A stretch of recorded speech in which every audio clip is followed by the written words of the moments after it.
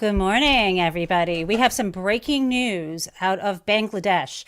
Protesters who have been resisting for over 15 years, the brutal rule of the Prime Minister of Bangladesh, have now stormed the palace and have overthrown her regime. Word is that she has fled the country by helicopter. I'm going to show you a quick snippet of that and tie this to what's going on now in the United States.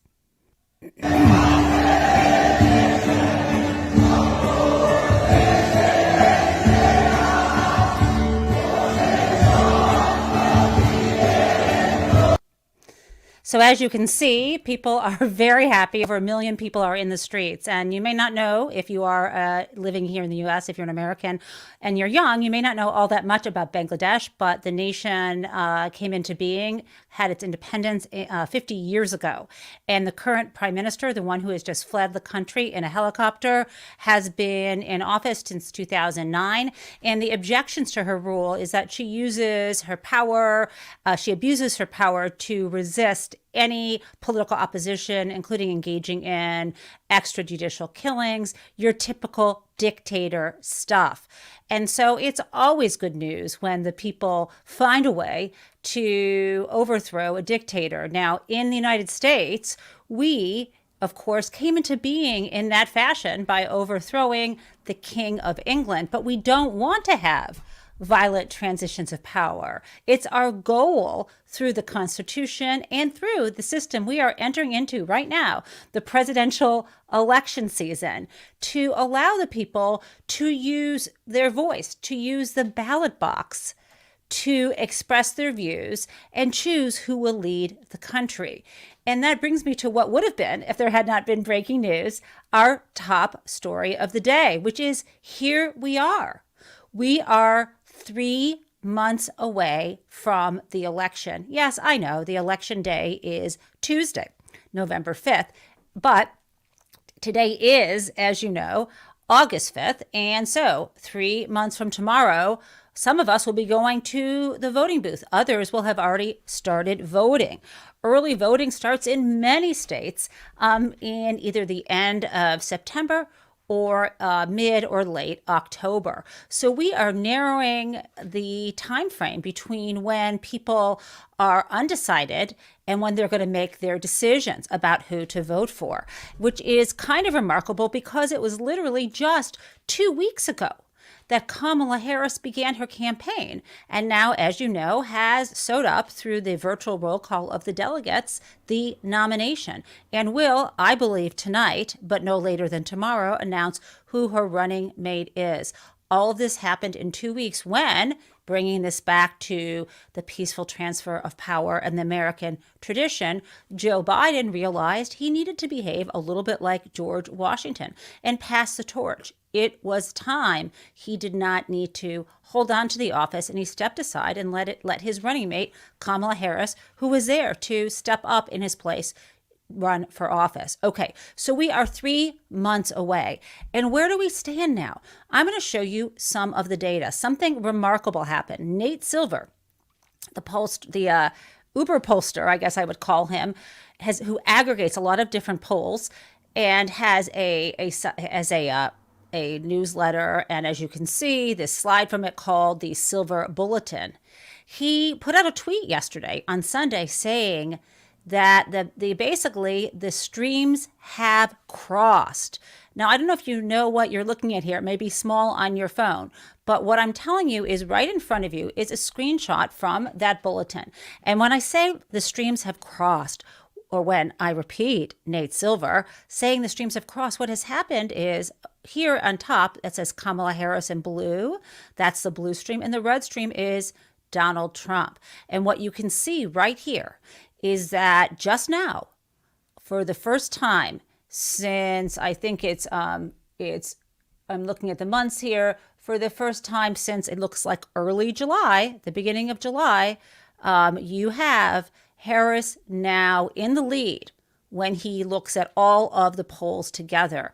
Now, this is very close, and no one who is a Kamala Harris supporter or a supporter of democracy as opposed to dictatorship, which is what Donald Trump represents. Anyone who wants a peaceful transfer of power, which is something Kamala Harris would guarantee if she did not win, but she's going to win, we should be happy that the streams have crossed. Now, there's another slide that I'm going to share with you. This is also in the Silver Bulletin, and this is showing you state by state. These are the swing states. And I'm not going to read it in detail. You can go back and look at this on the video, but I'm providing these receipts because someone commented who is a fan of Daily Jen. Someone commented, hey, they saw that I have launched my new YouTube channel. So hi, everybody who's watching me on @Jen_Taub. You may also be watching me on Mary Trump Media. Don't worry, even though we're moving Morning Jen to the @Jen_Taub YouTube channel, we're still all of the nerds are still under the Mary Trump Media umbrella. We just think it's better to have separate channels for the shows where Mary is producing and appearing, and then these spin-off channels. But at any rate, for those who have just joined the @Jen YouTube channel and aren't familiar with Morning Jen, they may not realize that I always bring the receipts. And so someone saw me do a quick, face-to-face video where I talked about how the polls were turning in Kamala Harris's direction, and they rightfully asked me to please bring the receipts. So I'm showing you here that in many of the swing states, but not all of them, Kamala Harris has taken the lead.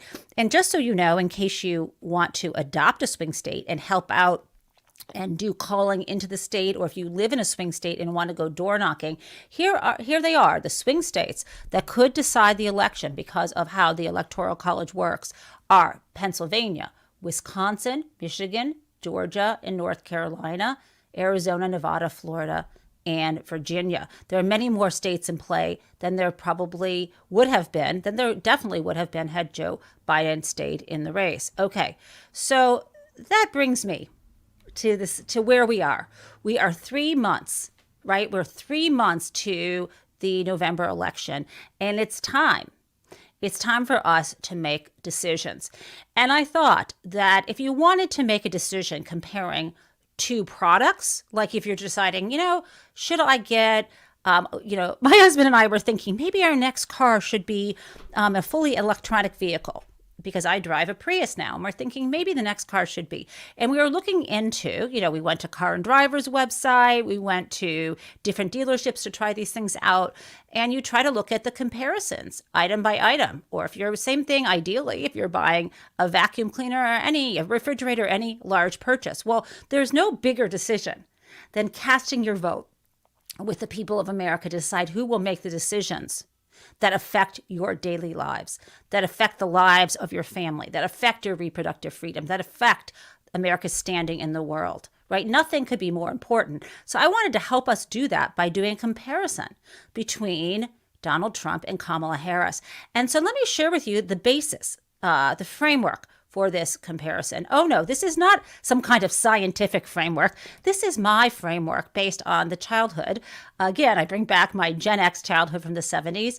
This may resonate with some of you. It may have existed earlier. This is a screenshot of a page from Highlights magazine.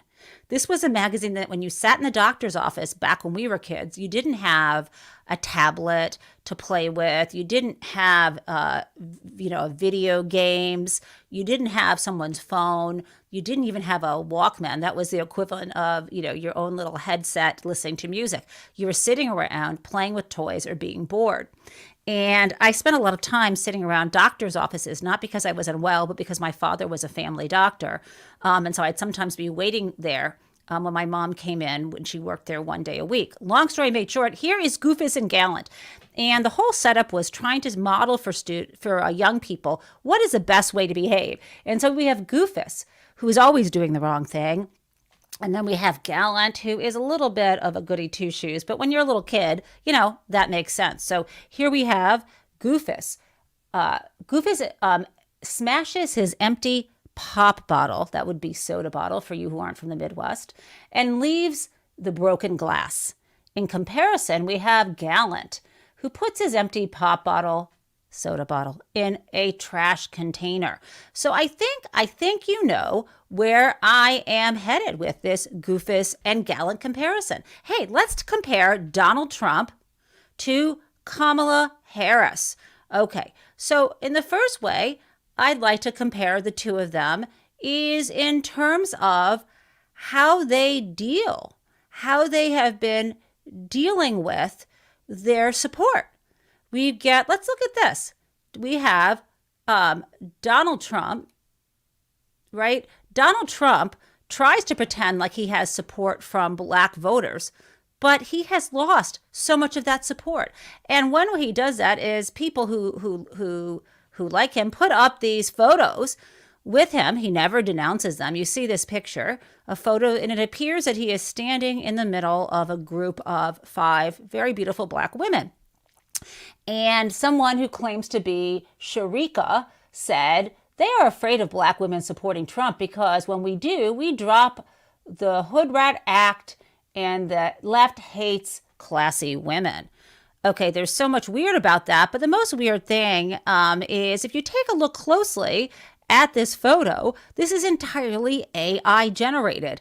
Almost all of the women in this photo have extra fingers. You look at the weird hands wrapped around them. This is AI generated. That is the best they could do. And let's compare what's going on with Kamala Harris when it comes to black support. We can see that prior to Harris coming into the race, only 58% of black voters who were surveyed July 18th, right? She comes in on the 22nd and 23rd, which would have been the Monday. So Harris comes into the race July 22nd. On the 18th, only 58% of black voters polled said they would definitely vote.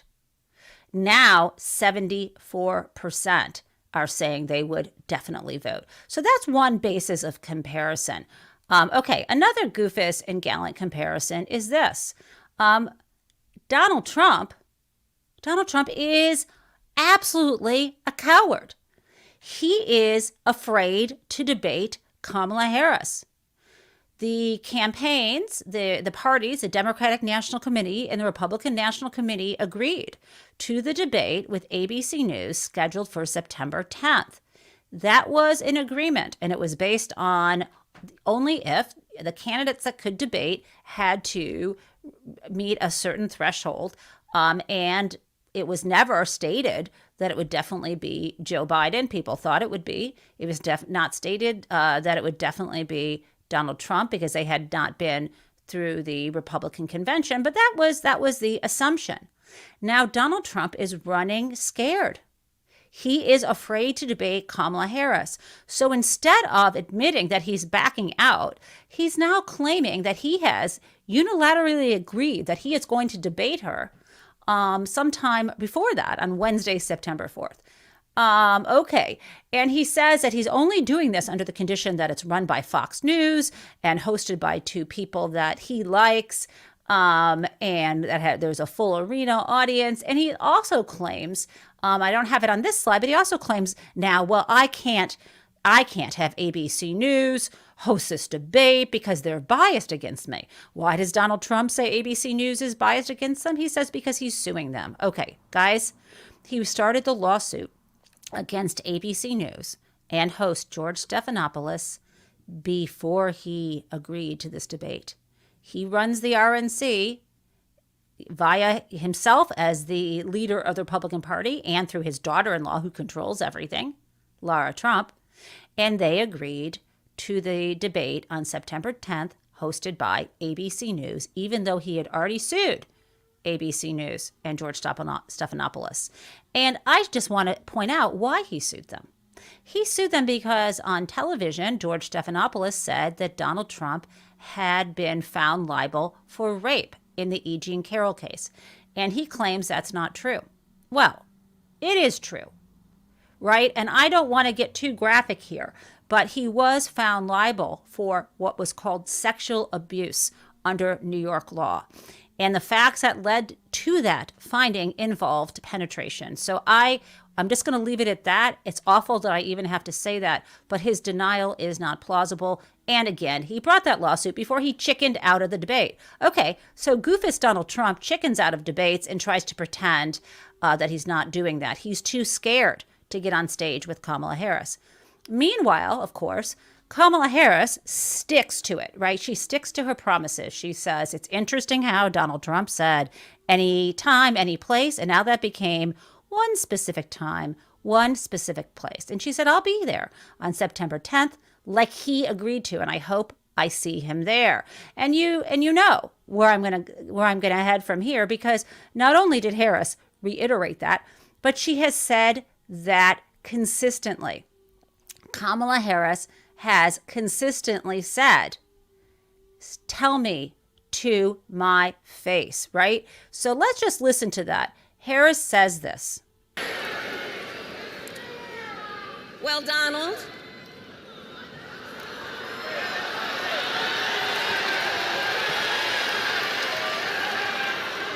I do hope you'll reconsider to meet me on the debate stage.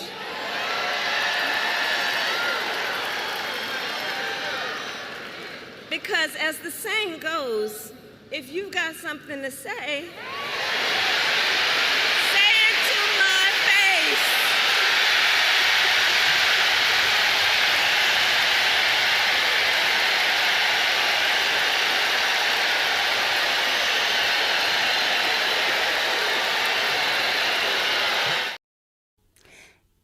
So again, she sticks up. She stands by her promises. She doesn't chicken out. She's not afraid when the going gets tough, but that is not the case with Donald Trump. So we've got those comparisons, but there's more. There's even worse.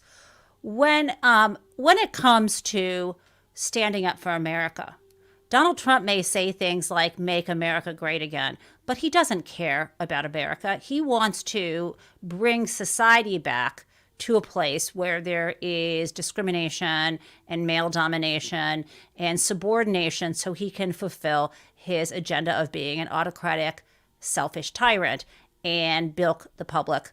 That's basically his agenda. It's pro-Donald Trump. And we can see this because when there are times, the moments when it would be good to express patriotism, he does the opposite. So let's be specific.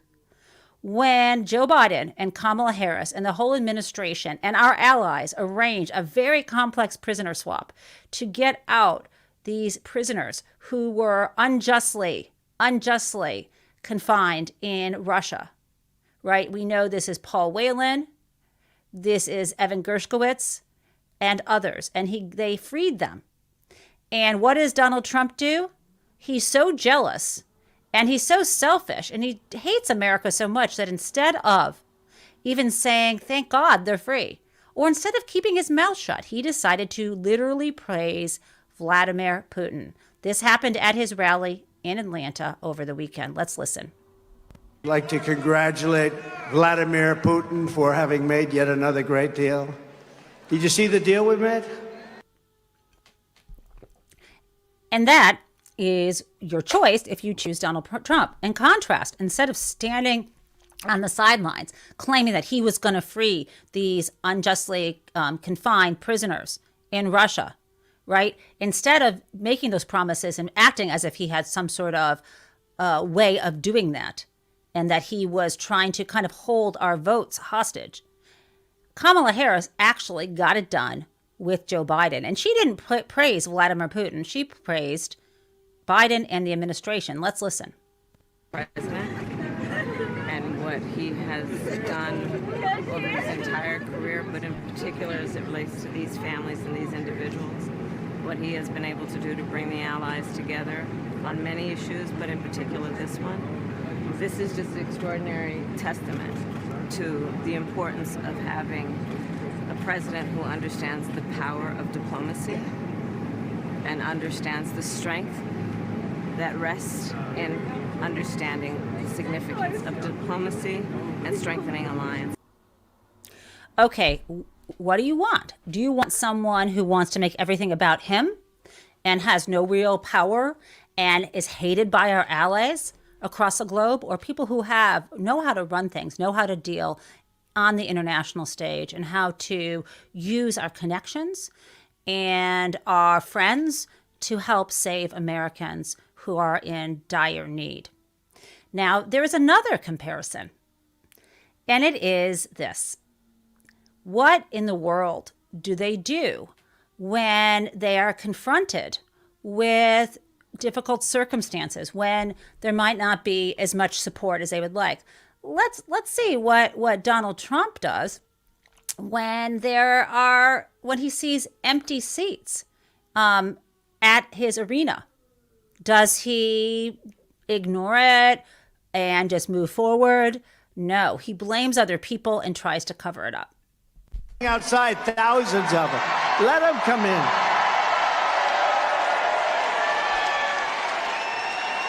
It's obviously, Marjorie, a very liberal school, I guess, right? Not. Okay, the arena in Atlanta is at Georgia State. It is not obviously a very liberal school. And he might pretend that there are all these people waiting outside of the arena, but when we actually look, he pretends that there are people there waiting for him. Let's take a look at this.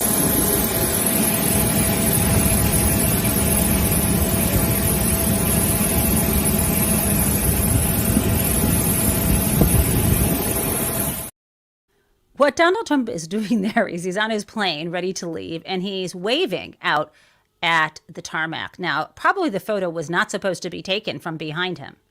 What was supposed to happen is he was imagining there'd be journalists there, and he'd be waving, and it would make it look like there was a whole crowd waiting for him.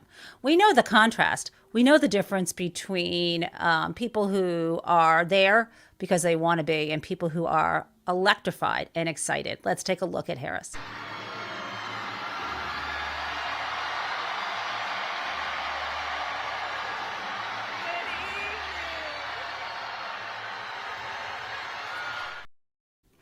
Okay, now, before I pivot to my last topic before Crazy Town, I think one of the funniest things that happened at Donald Trump's event over the weekend was this. As you know, J.D. Vance is his vice presidential nominee.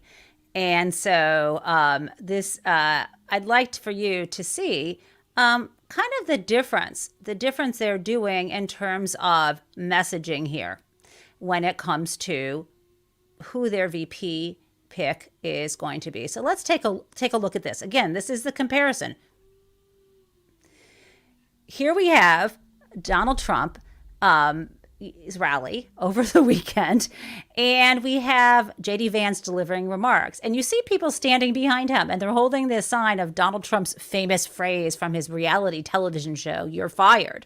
But it's really crazy that it's funny they're holding it up when he's speaking. But what's even nuttier is that sometimes there were people standing behind him, and they were holding it up at him when he was talking. That is a little bit embarrassing.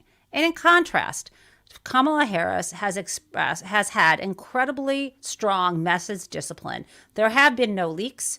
She is vetting the people that she hopes to select from. We know that it's likely down to 3. We think it's down to Governor Josh Shapiro of Pennsylvania, Governor Tim Walz of Minnesota, or the third candidate that we think is in the running also is still Mark Kelly, who is the senator from Arizona. I believe we will know more tonight. And you can see these folks up here. There are other possibly people in the running. I will, in case you have not recognized their faces, I will tell you from left to right. We have in the top screen on the back on the left, that is Josh Shapiro. Again, governor of Pennsylvania. Next to him is Mark Kelly, who is a senator from Arizona.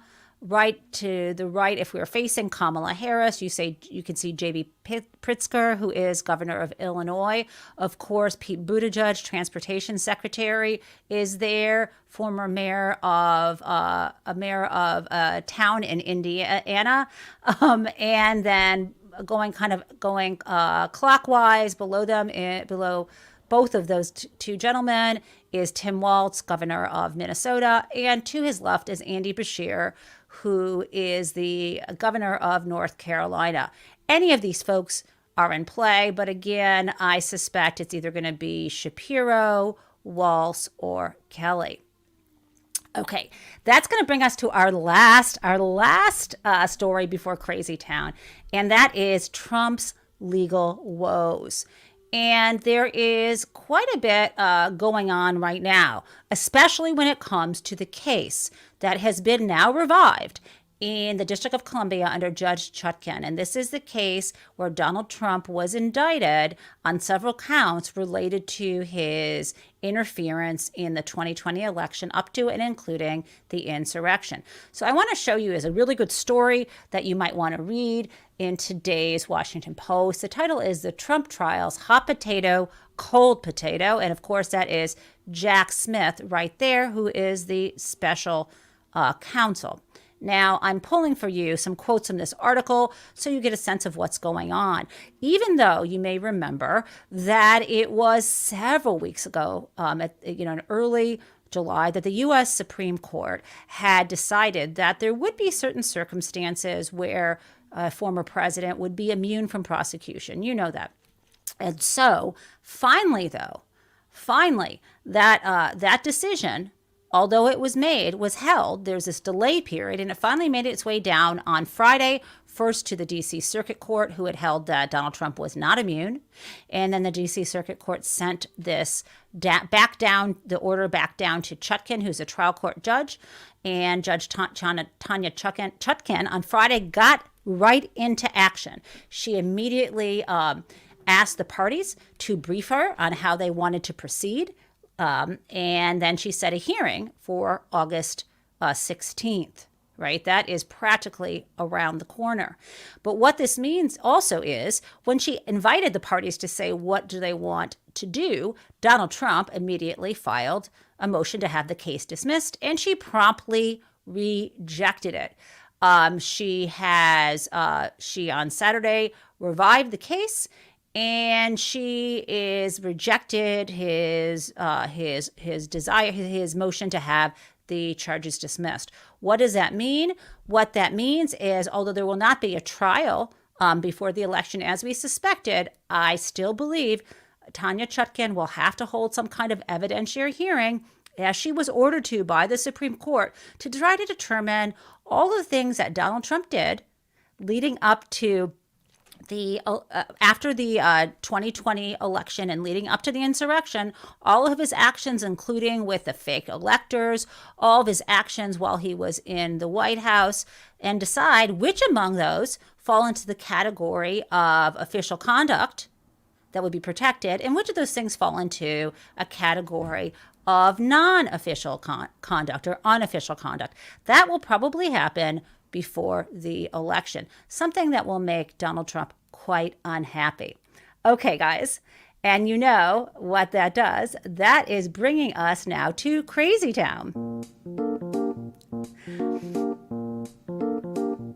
Okay, Crazy Town involves a candidate who is still in the presidential race as an independent, but really should have dropped out or never run again. And you know that is RFK Jr. And this is a story that is even hard to believe for him. And so I'm going to give you a lead in. I'll play some of this. I'll pop back in, and then we will wrap up the show. But the bottom line is this. RFK Jr. got a phone call from the New Yorker magazine asking him about an incident that took place 10 years ago.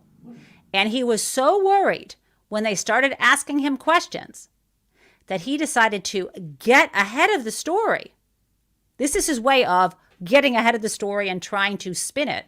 He decided to record a video in what looks like his kitchen or someone's kitchen while Roseanne Barr, yes, Roseanne Barr, the former star of the Roseanne show, who's kind of gone off the deep end and is in Weirdo Land, Weirdo MAGA Land, had her listen to the story and tried to make what happened seem perfectly normal.